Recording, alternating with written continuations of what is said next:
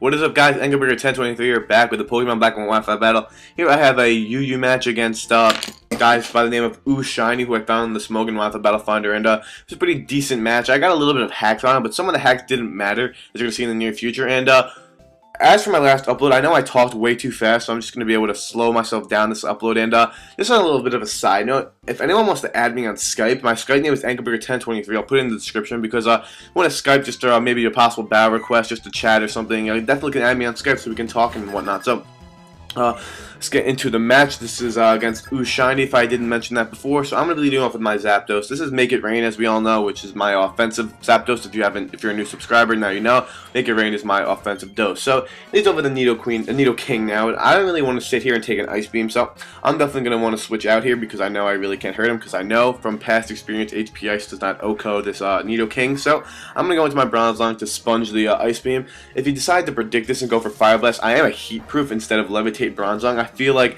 the surprise factor of the Heat Proof is so much better, because Levitate, like, it's just so unexpected when they expect you to just be they get confused whether fire type moves aren't doing too much. A smart player would realize when their fire type move isn't doing too much, but like, I don't know, not a lot of players really do catch the heat wave, like the heat proof due to the Levitate, unless they go for Earthquake and it hits me. Then they'll be like, what? He's heat proof.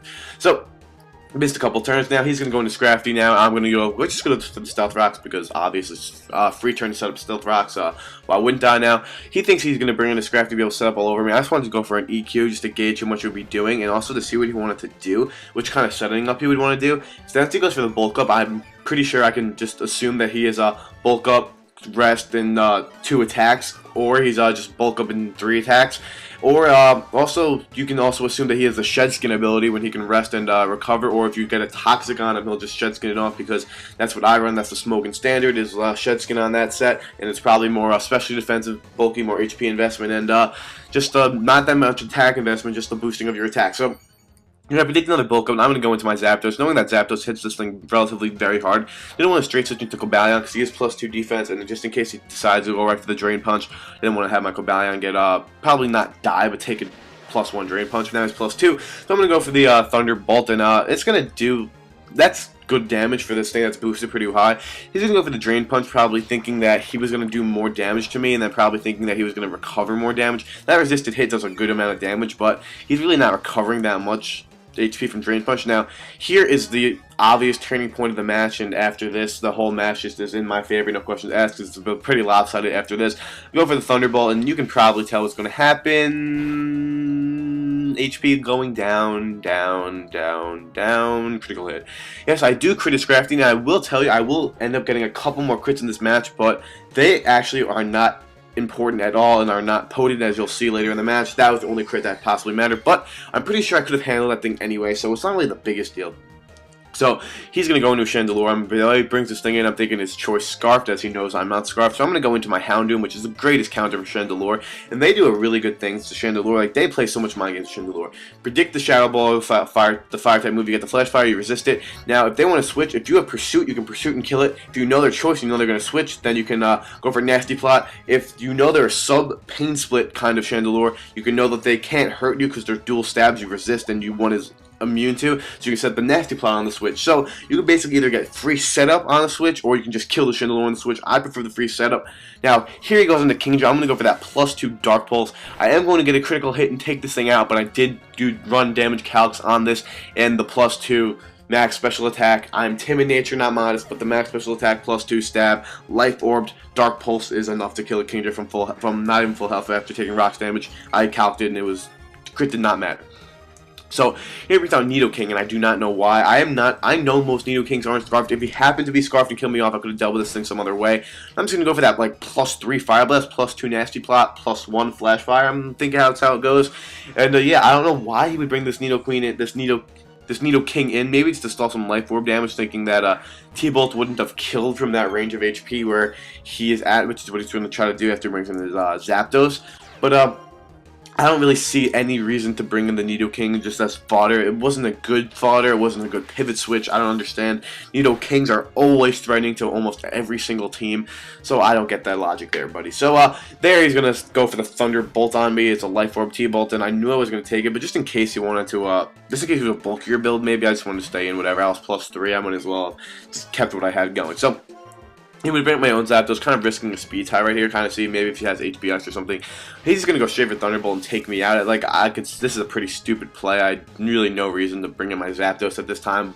Could have easily brought in my Bronzong, but you know, whatever. I knew I had this match basically because I just sometimes you just play and the match starts and you just look at team preview and just look at your team's better than it. And you're just like, I have the match. And that's how I felt when I first saw this match. I'm not trying to be cocky or anything.